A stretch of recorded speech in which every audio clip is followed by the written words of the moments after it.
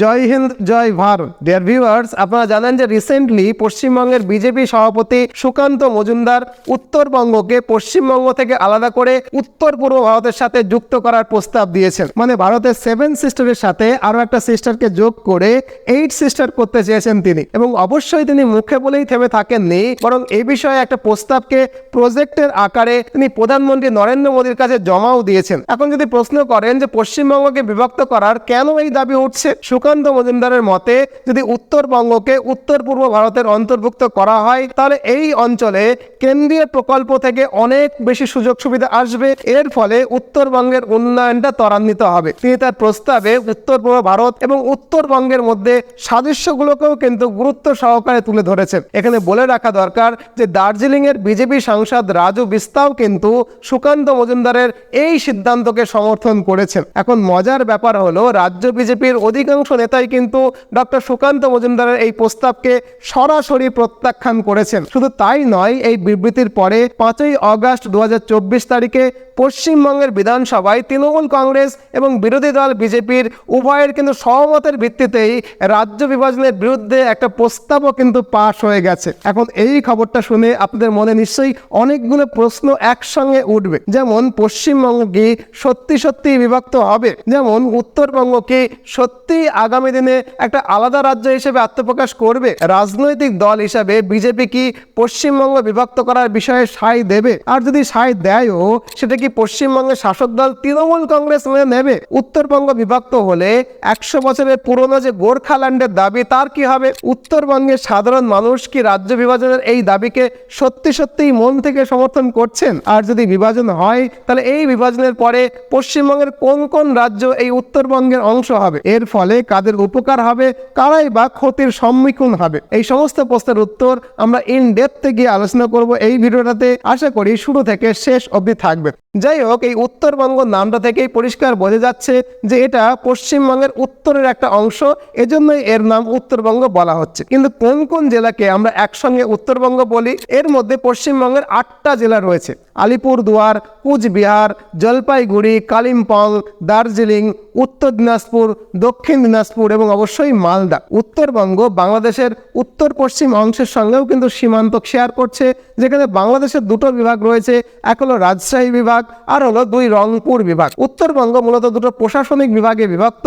প্রথমটি হলো জলপাইগুড়ি বিভাগ, যার মধ্যে দার্জিলিং, কালিম্পং, জলপাইগুড়ি এবং আলিপুরদুয়ার অন্তর্গত, আর দ্বিতীয় বিভাগটা হলো মালদা বিভাগ, যার মধ্যে মালদা, উত্তর দিনাজপুর এবং দক্ষিণ দিনাজপুর এই 3টে রাজ্য অন্তর্ভুক্ত। যদি নতুন রাজ্য সত্যি সত্যিই গঠিত হয় তাহলে এই 8টা জেলা এই নতুন রাজ্যে অন্তর্ভুক্ত হবে। এই 8টা জেলার 8টা লোকসভা আসন পশ্চিমবঙ্গের 42টা লোকসভা আসনের মধ্যে থেকে আলাদা হয়ে যাবে। এখন সুকান্ত মজুমদারের এই মন্তব্যের পরে 19শে সেপ্টেম্বর আলিপুরদুয়ারের কালচিনি ব্লকের দানসিংহ পাড়ার গোর্খা ভবনে একটা সভা অনুষ্ঠিত হয়, যেখানে 12টা সংগঠনের প্রতিনিধিরা একসঙ্গে অংশগ্রহণ করেন। মূলত গোর্খা জনমুক্তি মোর্চার সভাপতি বিমল গুরুং এর দ্বারা আয়োজিত এই 3 ঘন্টার ক্লোজ ডোর মিটিংয়ে এই 12টা সংগঠন উত্তরবঙ্গের 8টি জেলা নিয়ে একটা আলাদা রাজ্য গঠনের বিষয়ে একমত হন এবং আলাদা রাজ্য গঠনের দাবিও তোলেন। এখানে আরো একটা তথ্য বলে রাখা দরকার যে আগস্ট মাসে দার্জিলিংয়ের সীমারে এই ধরনের আরো একটা সভা অনুষ্ঠিত হয়েছিল,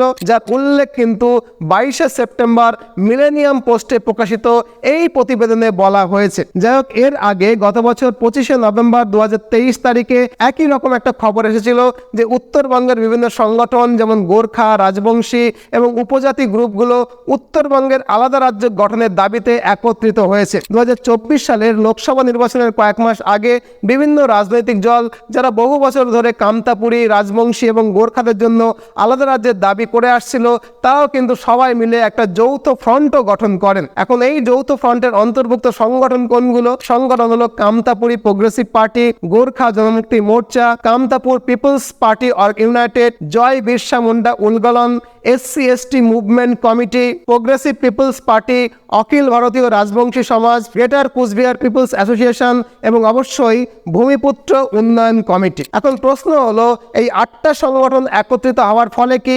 উত্তরবঙ্গের আলাদা রাজ্যের দাবিটা সহজ হবে? যদিও বৈঠকের সময় গোর্খা জনমুক্তি মোর্চার সমন্বয়ক দীপেন্দ্র নিরোলা বলেছেন যে উত্তরবঙ্গে অতীতে 3টি আলাদা আন্দোলন হয়েছে, কিন্তু এখন সব সংগঠনগুলো একসাথে এসে নতুন করে উত্তরবঙ্গের দাবি জানাচ্ছে। যদিও নানান সময়ে উত্তরবঙ্গে নানান সংগঠন আলাদা রাজ্যের দাবি করেছে বটে, কিন্তু ইতিহাস পর্যালোচনা করলে দেখা যাবে যে কামতাপুরী আন্দোলনটাই কিন্তু উত্তরবঙ্গের প্রথম আলাদা রাজ্যের আন্দোলন ছিল। যাদের কোচ রাজবংশী বলা হতো, এরাই প্রথম 1995 সালে আলাদা রাজ্য কামতাপুরের দাবি তোলেন, যার মধ্যে কিন্তু 7টা উত্তরবঙ্গের জেলা এবং 4টে আসামের জেলাও অন্তর্ভুক্ত ছিল। আসামের 4টে জেলা হচ্ছে কোকানঝোর, বোগাইগাঁও, ধুবড়ি এবং গোলপাড়া। এই দাবির মধ্যে কিন্তু এই 4টে আসামের জেলাও ছিল। অবশ্য শুধু আসাম নয়, বিহারের কিষানগঞ্জ এবং নেপালের ঝাপা জেলাও কিন্তু এই নতুন উত্তরবঙ্গের অন্তর্ভুক্ত করার দাবি তখন উঠেছিল। এই দাবি তুলেছিল কামতাপুর লিবারেশন অর্গানাইজেশন, সংক্ষেপে যেটাকে বলা হয় KLO, যে আন্দোলনটা 2000 সালের দশকে একটা সশস্ত্র উগ্রবাদী আন্দোলনের রূপ নিয়েছিল অবশেষে। পরে অবশ্য এই KLOর অনেক নেতা গ্রেপ্তার হলে নেতৃত্বের সংকটে এই আন্দোলনটা স্থিমিত হয়ে যায় বা বন্ধ হয়ে যায়। উত্তরবঙ্গের আলাদা রাজ্যের দাবিতে দ্বিতীয় যে আন্দোলন, সেটা হলো 1998 সালের গ্রেটার কুচবিহার পিপলস অ্যাসোসিয়েশনের নেতৃত্বে শুরু হওয়া একটা আন্দোলন। এই GCPA উত্তরবঙ্গের 7টা জেলার জন্য নতুন রাজ্যের দাবি তুলেছিল, যার মধ্যে কিন্তু আসামের 3টি জেলা কোকনঝাড়, বোগাইগাঁও এবং ধুবড়িও অন্তর্ভুক্ত ছিল। যদিও শেষমেশ এই আন্দোলনটাও আগের আন্দোলনের মতো সফল হয়নি। আলাদা উত্তরবঙ্গ রাজ্যের দাবিতে তৃতীয় এবং সবচেয়ে দীর্ঘ আন্দোলনটা হলো দার্জিলিং হিলসের জন্য আলাদা রাজ্যের দাবির আন্দোলন। এটা ছিল 100 বছরের বেশি পুরনো একটা আন্দোলন।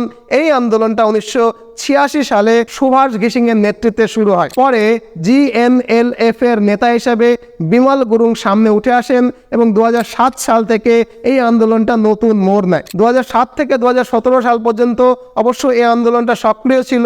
এর মধ্যে বলতে হবে যে 2017 সালে 105 দিন ব্যাপী আন্দোলনের সময় দার্জিলিং হিলস কিন্তু পশ্চিমবঙ্গ থেকে সম্পূর্ণভাবে বিচ্ছিন্ন হয়েছিল। যদিও পরবর্তীকালে পশ্চিমবঙ্গের মুখ্যমন্ত্রী মমতা বন্দ্যোপাধ্যায়ের তৎপরতায় এই আন্দোলনটা অনেকটাই শান্ত হয়ে গেছে। তো এই হলো উত্তরবঙ্গকে আলাদা করার জন্য পৃথক পৃথক যে আন্দোলনগুলো, তার সংক্ষিপ্ত ইতিহাস। কিন্তু প্রশ্ন হলো, বারবার উত্তরবঙ্গকে আলাদা করে নতুন রাজ্যের প্রয়োজনীয়তা কেন অনুভূত হচ্ছে? যদি বিষয়টা একটু গভীরে গিয়ে ভাবি, তাহলে দেখতে পাবো যে গোর্খাল্যান্ড, কামতাপুরী অথবা গ্রেটার কোচবিহার, প্রত্যেকটা আন্দোলনই কিন্তু ছিল জাতিগত আন্দোলন।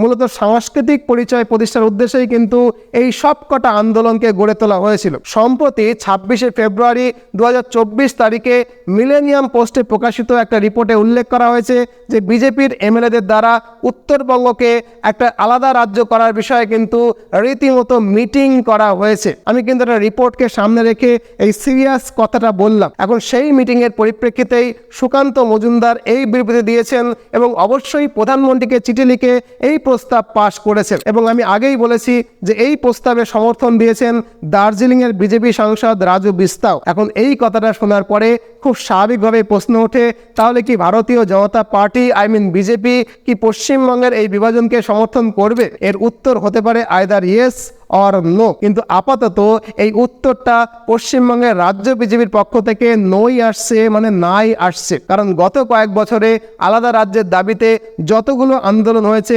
রাজ্য বিজেপি তার একটাতেও কিন্তু সমর্থন করেনি। এমনকি 100 বছরের পুরনো গোর্খাল্যান্ডের দাবিও কিন্তু এখনো পর্যন্ত রাজ্য বিজেপি সমর্থন করেনি। তবে হ্যাঁ, এটা পশ্চিমবঙ্গের শাসক দলের কাছে বাঙালি সেন্টিমেন্ট চলে যেতে পারে, এজন্যও হতে পারে। তবে হ্যাঁ, পশ্চিমবঙ্গের বিভাজনকে যদি বিজেপি সরাসরি সমর্থন করে, তাহলে পশ্চিমবঙ্গের বর্তমান শাসক দলের কাছে বাঙালি সেন্টিমেন্ট চলে যেতে পারে। এর জন্যও কিন্তু বিজেপি এরকম কোনো সিদ্ধান্তে আসতে পারে। অবশ্য এর ফলে পশ্চিমবঙ্গের উন্নয়ন প্রক্রিয়াও কিন্তু বাধাগ্রস্ত হতে পারে। এটাও কিন্তু বিজেপির আগামী দিনের ভাবনা থেকেও আসতে পারে। যদিও এখানে আরও একটা গুরুত্বপূর্ণ বিষয়কে মনে রাখতে হবে যে নিরাপত্তার দৃষ্টিকোণ থেকেও কিন্তু উত্তরবঙ্গ ভীষণ গুরুত্বপূর্ণ একটা ভূখণ্ড। যদি এই অঞ্চল কেন্দ্রশাসিত অঞ্চলে পরিণত হয়, সেক্ষেত্রে চিকেন নেকের প্রতি রাষ্ট্রীয় নজর এবং দ্রুত উন্নয়ন দুটোই কিন্তু একসাথে হতে পারে। সেই দৃষ্টিকোণ থেকে কেন্দ্র সরকার অবশ্যই এটাকে পৃথক কেন্দ্রশাসিত অঞ্চলের স্বীকৃতি দিতেই পারে যদি তাকে এই প্রস্তাব দেওয়া হয়। তবে রাজ্য বিজেপি মুখে যাই বলুক, উত্তরবঙ্গের জন্য আলাদা রাজ্যের দাবি শুরু হওয়ার পর থেকেই কিন্তু রাজ্য বিজেপি এই দাবিকে সফট সাপোর্ট দিয়ে এসেছে। উদাহরণস্বরূপ দ্য ওয়ারের 2021 সালের একটা আর্টিকেল দেখুন, যার হেডলাইনে ছিল বিজেপি টু ডিভাইড বেঙ্গল, যেখানে স্পষ্টভাবে উল্লেখ করা হয়েছে যে উত্তরবঙ্গকে একটা পৃথক রাজ্য হিসেবে স্বীকৃতি দেওয়ার জন্য দাবি তোলা হয়েছে এবং বিজেপি কিন্তু সেই দাবি তুলছে। অবশ্য 2021 সালে যখন উত্তরবঙ্গকে ইউনিয়ন টেরিটরি স্ট্যাটাস দেওয়ার কথা উঠেছিল তখন এটির জন্য কিন্তু বিশেষ সমর্থন পাওয়া যায়নি। হ্যাঁ, রাজ্য বিজেপির কাছ থেকেও সমর্থন পাওয়া যায়নি। রিপোর্ট থেকে জানা যায় যে গোর্খা নেতারা কখনোই ইউনিয়ন টেরিটরি স্ট্যাটাস গ্রহণ করেনি, তারা সবসময় গোর্খাল্যান্ডের দাবি জানিয়ে আসছিল এবং উত্তরবঙ্গের অন্যান্য সম্প্রদায়ও কিন্তু এই ইউনিয়ন টেরিটরি করার বিষয়ে বিরোধিতা করে আসছে। তবে এখনকার পরিস্থিতি অবশ্যই একটু পরিবর্তিত হয়েছে। বর্তমানে মনে হচ্ছে যে পুরো উত্তরবঙ্গ এক হয়ে গেলে সেক্ষেত্রে আলাদা রাজ্য গঠন করা হয়তো সম্ভব হতে পারে। যদিও এখানে মাথায় রাখতে হবে যে আমাদের রাজ্যের শাসক দল সবসময় এই বিচ্ছিন্নতার বিরুদ্ধে। যখনই বিজেপির কোনো নেতা বিচ্ছিন্নভাবে আলাদা রাজ্যের দাবিকে সমর্থন করেন, তৃণমূল কংগ্রেস দাবি করে যে বিজেপি পশ্চিমবঙ্গকে দু টুকরো করার চেষ্টা করছে এবং এই কথা বলে কিন্তু বাঙালি সেন্টিমেন্টকে উস্কে দেয় রাজ্যের যে শাসক দল টিএমসি। 2023 সালে পশ্চিমবঙ্গ অ্যাসেম্বলি আলাদা রাজ্য বিরোধিতা করে একটা রেজুলেশন পাশ করেছিলেন এবং এবারও কিন্তু একই রকম রেজুলেশন পাশ হয়েছে 5ই অগাস্ট 2024। আমি বললাম সুকান্ত মজুমদারের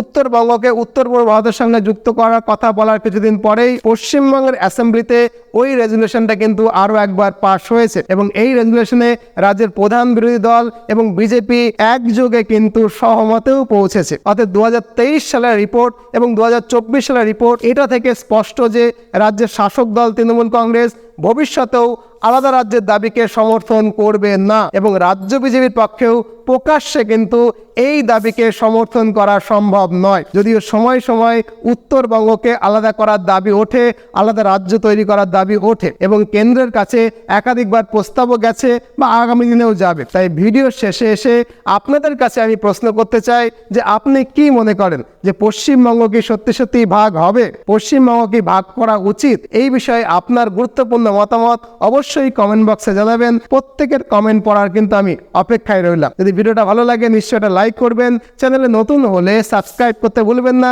নতুন ভিডিও নিয়ে আবার দেখা হবে। আজ এ পর্যন্তই। জয় হিন্দ, জয় ভারত।